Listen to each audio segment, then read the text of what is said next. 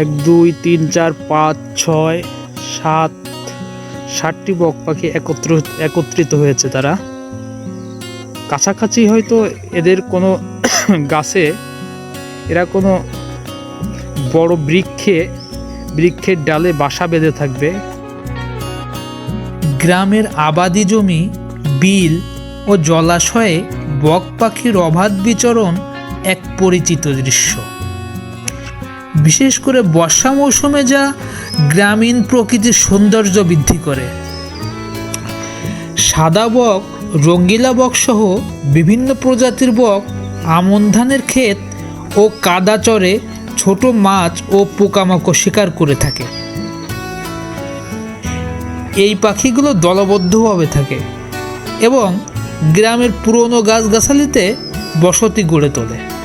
বক জমিতে ক্ষতিকর পোকামাকড় খেয়ে ফসল রক্ষায় প্রাকৃতিকভাবে সাহায্য করে।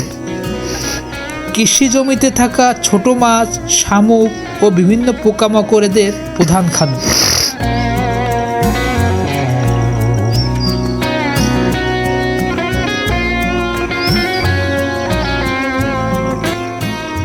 বর্ষা ও শরৎকালে আমন ধান ক্ষেতের জমে থাকা পানি বা বিলের কাদামাটিতে প্রচুর বক দেখা যায়।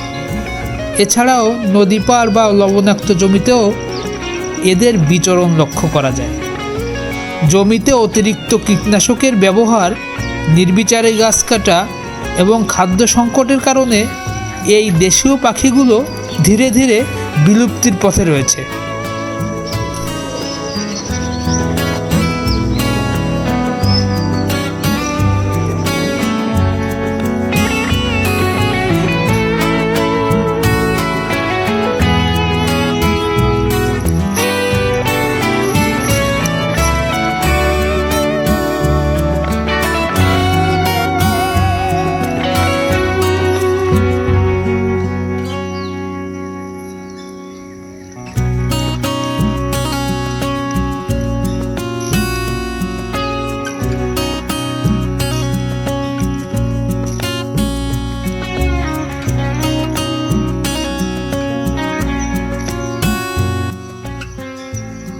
অস্তগামী সূর্যের আলো জমিতে থাকা